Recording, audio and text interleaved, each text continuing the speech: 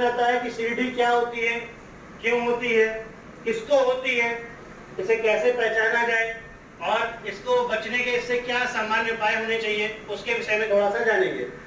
तो जैसा कि आप सभी लोगों को पता है, डिस्क की डिफॉर्मिटी कहीं ना कहीं हम लोग अपने आसपास के एरिया में आप लोगों ने पढ़ा भी है। कहीं ना कहीं जो हमारे पास पेशेंट आते हैं वो एज रिलेटेड पेशेंट आते हैं, 40 साल के बाद 50 साल के बाद जो पेशेंट आते हैं वो सभी पेशेंट जो है डिस्क की प्रॉब्लम लेकर के आते हैं, बैक पेन की समस्या लेकर के आते हैं।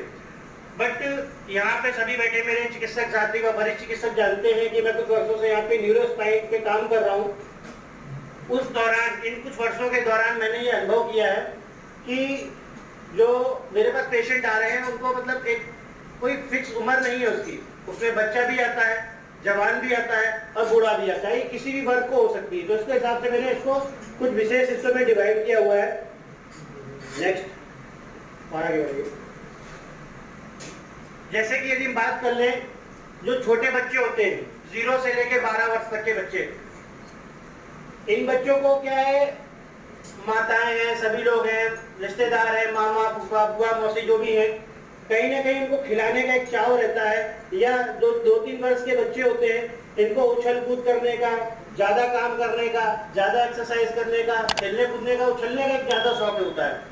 तो उसको इनस्टेबिलिटी कहेंगे कि जब वो माता उनको गोद में ले रही है, गलत तरीके से गलत पोस्चर में जब उसको गोद में रखती है, तो उस दौरान जो हमारी वर्टिब्रा होती है उसके मोशन में गलत मोशन होने की वजह से, इंटरवर्टिब्रल डिस्क की गलत मोशन होने की वजह से हमारी एनुलर रिंग्स रैप्चर हो जाती है, जिसकी वजह से समस्या देखने को मिलती है। वहीं पे जो है, जो हमारे 12 वर्ष से ज्यादा के लोग हैं, 12 से लेकर के 25 तक के वर्ष के जो लोग हैं, इनमें एक एंथुसियाज्म होता है, एक जोश होता है, जिसकी वजह से वो हर काम को ज्यादा करने की इच्छा रखते हैं। चाहे वो 20 साल का लड़का जैसे जिम जा रहा है तो वो कहीं ना कहीं जिम में एक्स्ट्रा ऑर्डिनरी वर्क करने का काम करेगा, ज्यादा लोड लेने का काम करेगा। आज 10 kg का वेट लगाया तो कल 25 kg का वेट लगाने का कोशिश करता है। तो इस दौरान जो एक्सर्शन आता है बॉडी में, उस एक्सर्शन की वजह से, ज्यादा लोड लेने की वजह से, ज्यादा प्रेशर पुटअप करने की वजह से जो है उसकी न्यूक्लियस पल्पोसा पे प्रेशर ज्यादा पड़ता है और एनुलर रिंग्स डैमेज हो जाती हैं। वहीं पे जो 25 वर्ष से उम्र ज्यादा की है, यानी कि कहीं ना कहीं करियर को लेके जो लोग सेटल हो जाते हैं या करियर को लेके चिंतित होते हैं, उन लोगों में, जैसे कि हम सभी लोग डॉक्टर्स हैं तो लगातार 6-6 घंटे 12-12 घंटे एक ही कुर्सी पे बैठे रहना पड़ता है, या पुलिस विभाग है, बैंकर्स है, ये सब लोग 6-6 घंटे 8-8 12-12 घंटे तक एक ही कुर्सी पे बैठ करके जॉब करते हैं। तो जब लगातार जॉब करते हैं तो उसमें होता क्या है कि जो हमारी स्पाइन होती है, इसको बोलते हैं अनलोडिंग कंडीशन। इसमें जो लिक्विड होता है, जब रात को सोते हैं तो अनलोड पोजीशन में होता है और जब हम बैठते हैं तो वो इस लोडिंग पोजीशन में होता है। लोडिंग पोजीशन में होने की वजह से लगातार प्रेशर जो है हमारा पूरी एनुलर रिंग्स पे लगातार बढ़ते रहता है, जिससे कि एनुलर रिंग्स रैप्चर होती हैं। अचानक से चोट लगने पे वो रैप्चर हो जाती हैं और वो अपना आकार छोड़ देती हैं। इस वजह से ये समस्या देखने को मिलती है। ये तो करियर वाले लोगों की हो गई, जो हम लोग जॉब में हैं। कुछ लोग ऐसे होते हैं, वो क्या करते हैं कि जो लेबर क्लास की क्वालिटी है या जो कम पैसे वाले हैं, वो लोग क्या करते हैं कि वजन वाला काम करते हैं। बहुत सारा भारी वजन उठाना है, 80 kg वजन, उनकी बॉडी जो है 60 kg वजन उठाने की क्षमता है, लेकिन वो वजन उठाते हैं 80 kg 65 kg। तो जो क्षमता से अधिक कार्य जब व्यक्ति करता है, अधिक वजन ले लेता है, तो सीधे प्रेशर न्यूक्लियस पल्पोसा में पड़ता है और डिस्क हमारी रैप्चर हो जाती है। ये सारी कंडीशन डिस्क डिफॉर्मिटी को बनाती हैं। वहीं कुछ जो लोग ज्यादा खाने के शौकीन है या मेदी है या मोटे हो जाते हैं, है ना, अपनी आदतों के चलते जो लोग मोटे हो जाते हैं वो अपने बीएमआई से कहीं ना कहीं ज्यादा वजन ज्यादा गेन कर लेते हैं। 10 kg 12 kg जो भी एक्स्ट्रा वजन आता है उनकी बॉडी पे, ज्यादा वजन गेन करने की वजह से कहीं ना कहीं जब भी वो सोते हैं, उठते हैं, बैठते हैं, जो भी काम करते हैं, उस दौरान सारा वजन उनकी स्पाइन पे रहता ही रहता है। चाहे वो कार्यक्रम कुछ भी करें, घर में खाना खा रहे हैं, बैठ रहे हैं, सभी टाइम पे उनकी बॉडी पे प्रेशर रहता है और इस वजह से उनके एनुलर रिंग्स धीमे धीमे करके डैमेज होती चली जाती है। अब कुछ कंडीशन आती है कि गलती तो कुछ भी नहीं की, लेकिन एक प्रेग्नेंट वुमेन को देखें तो गलती क्या है, लेकिन वो जो 9 महीने के लिए एक केयरिंग होती है बेबी को लेकर के, उसमें उसको संभालने के चक्कर में हमारी स्पाइन कर्व होती है और कर्व होने की वजह से कुछ पोस्चर चेंज होता है, जिसकी वजह से मैं दिखाना चाहूंगा इस मॉडल के थ्रू। पोजीशन जो होती है बैक की वो इस तरीके से फैल जाती है। फैलने की वजह से हमारा जो एल्बल रिंग्स होता है वो वन साइड को डैमेज हो जाता है, एंटीरियर साइड में जो है पूरी गद्दी निकल के बाहर आ जाती है जो प्रेग्नेंट लेडी होती है। तो कहीं ना कहीं एक कारण ये होता है डिस्क की डिफॉर्मिटी का। और हम लोग जानते हैं ओल्ड एज में तो प्रोटीन अपना न्यूट्रिशन की कमी हो जाती है, न्यूट्रिशन की कमी की वजह से जॉइंट डिजनरेशन होने लगता है, लैक ऑफ स्टेबिलिटी आ जाती है, और बुढ़ापे में भी यदि मान लीजिए बाई चांस तकलीफ ज्यादा होती है। नेक्स्ट अब बात आती है कि ये जो समस्याएं हो रही हैं क्यों हो रही हैं, और इसको इतनी सारी समस्याओं से कौन कौन सी बीमारी हो जाती है। बीमारी तो आपके सामने बहुत सारी हैं, आप चाहें तो इसको एक बार अपने फोटो में या उससे फोटो भी ले सकते हैं, क्लिक कर सकते हैं। ये जैसे कि डिस्क बल्ज, बहुत सारी बीमारियां हो जाती है, इसके विषय में हम फिर कभी बात करेंगे। हम अभी बात करेंगे सीडीडी को कैसे पहचाना जाए। तो जो सीडीडी है, नेक्स्ट सीडीडी को पहचानने के लिए हमको जो है, जैसा कि मैंने आपको बताया, जो डिस्क है वो हमारी स्पाइन में ही होती है, या जो जॉइंट्स है, जो भी बॉडी के जितने भी जॉइंट्स है वहां पे एक डिस्क होती है। लेकिन आज हमारा टॉपिक बैकएक है, इसलिए हम स्पाइन की डिस्क की बात कर रहे हैं। तो जो डिस्क है उसको कंफर्म करने के लिए हम, जैसे सर्वाइकल की डिस्क अगर डैमेज हुई तो उसको कंफर्म करने के लिए हम स्पर्लिंग टेस्ट कर सकते हैं। इसमें क्या कर सकते हैं, एक पेशेंट है, जो भी आपके पास व्यक्ति आ रहा है उसको सामने कुर्सी पे बिठाइए, उसके बैक पे आप खड़े होइए, राइट साइड को है या लेफ्ट साइड को, एक साइड में गर्दन को ट्विस्ट करके ऊपर से जब पुटअप पुटअप करते हैं तो एक पेन फीलिंग उसके चेहरे पे देखने को मिलती है। जो पेन की फीलिंग चेहरे पे देखने को मिलती है उससे पता चलता है कि हाँ इसको सीडीडी है या नहीं है। वो सिम्टम एक बताता है कि इसको प्रॉब्लम है या नहीं है। नेक्स्ट कंडीशन बनती है जैसे कि कमर में अगर दिक्कत हो रही है ना, पेशेंट कमर की बता रहा है, तो आप उसको चेक करने के लिए एसएलआर टेस्ट कर सकते हैं। तो उसको सुपाइन पोजीशन में ले जाकर के 30 डिग्री पे, 45 डिग्री पे, 90 डिग्री पे पैर जब वो मोड़ेगा पेशेंट, तो आपको पता चलेगा कि उसको प्रॉब्लम हो रही है कि नहीं हो रही है। वो वहां पे भी पेन की फीलिंग्स मिलती है, पेन की फीलिंग्स को ही समझना पड़ता है। उन पेन की फीलिंग से हम जज करेंगे कि उसको दिक्कत हो रही है कि नहीं हो रही है।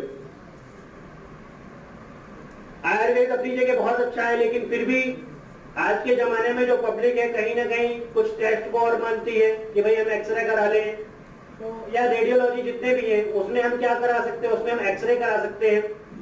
जो हमारी इसको एक एक्सरे का इमेज लगाइएगा। नेक्स्ट,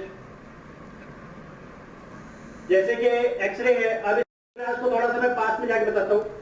जैसे कि ये जो कुछ वर्टिब्रास आ रही हैं, यहाँ पे दो वर्टिब्रा के बीच में जो स्पेस आपको देखने को मिल रहा है, यही स्पेस यहाँ पे आपको देखने को नहीं मिल रहा है। जब ये स्पेस की कमी हो रही है तो इससे हम जज कर सकते हैं, आइडिया लगा सकते हैं, 100% नहीं कह सकते कि डिस्क कमजोर हो रही है।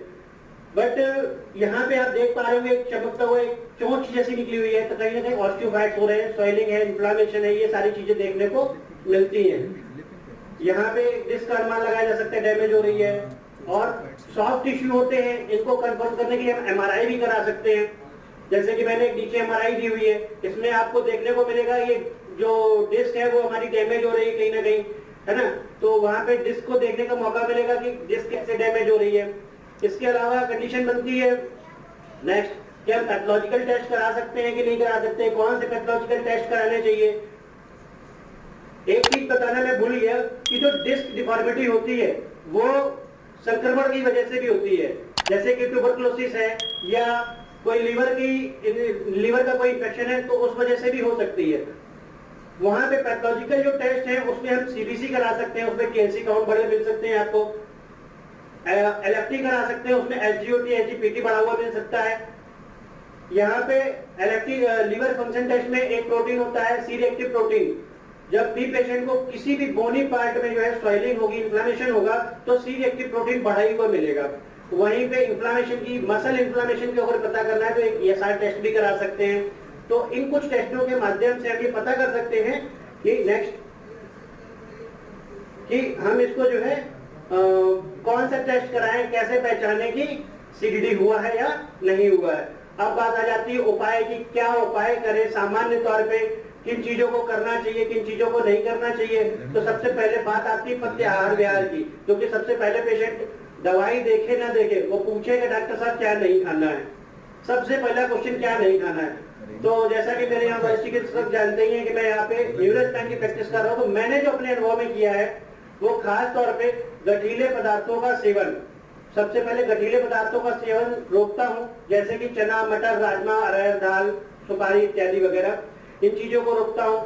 डायरेक्ट जो हवा आ रही है, चाहे वो कूलर की हवा हो, चाहे वो सीधे पंखे के नीचे का सोना हो या एसी के अंदर डायरेक्ट सोना हो, तो इन चीजों को भी हम अवॉइड करते हैं, क्योंकि इनसे कहीं ना कहीं वात बिगड़ता है और कफ बिगड़ता है, तो हमें उसको बैलेंस कहीं ना कहीं करना रहता है।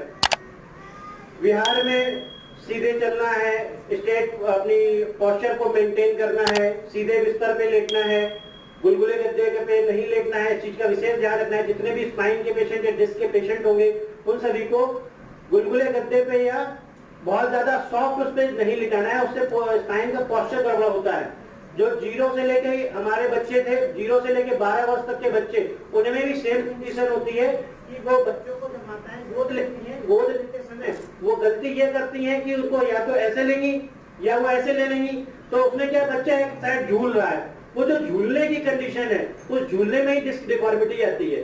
तो उस चीज का आपको ध्यान रखना है कि जो भी पेशेंट है उसको गुलगुले गद्दे पे ना लिटाया जाए, नॉर्मल गद्दे पे लिटाया जाए, थोड़ा सा सख्त होना चाहिए। ये प्रत्याहार विहार हो गए। अब बात आती है कहीं ना कहीं इलाज की, थोड़ा देख करिएगा। जो कारण हुआ है डिस्क के डैमेज होने का, हम सभी चिकित्सक है तो हमें सबसे पहले उसका पकड़ना है किस कारण से उसकी डिस्क को डैमेज हुआ है। बच्चा है, बड़ा है, बुजुर्ग है, जो भी है, उसको ये देखना पड़ेगा कहीं न्यूट्रिशन की कमी हो रही है या कोई एक्सीडेंट हुआ है, उसके अकॉर्डिंग उसकी डिस्क की सुरक्षा करनी है, तो उसके कारण को दूर करना है। डिस्क किस साइड में कमजोर हुई है उसको ध्यान में देते हुए उसको हमें एक्सरसाइज बतानी है। जरूरत है एक्सरसाइज की नहीं, ये भी देखना पड़ेगा। उसको देखते हुए उसे हमें योग वगैरह बताने, जैसे हलासन है, सूर्य नमस्कार है, गौमुख आसन है, मत्स्येंद्र आसन है, सर्पासन है इत्यादि वगैरह, इन सभी चीजों को देखना रहेगा। बैक बैक वही साथ में औषधियों की जब बात आती है तो वात और कफ को देखते हुए, क्योंकि ज्यादातर इसमें वात ही बिगड़ता है, हमारी सारी जितनी भी बीमारियां हैं हम आयुर्वेद में हैं, तो कहीं ना कहीं वात को ध्यान में रखना पड़ता है। तो वात की वजह से डैमेज हुआ है या कफ की वजह से डैमेज हुआ है, इस चीज को ध्यान में रखते हुए हमें युक्ति अनुसार अपनी औषधियों का प्रयोग करना है। ये जरूर देखना है कि कौन सी मेडिसिन चलेगी कौन सी नहीं।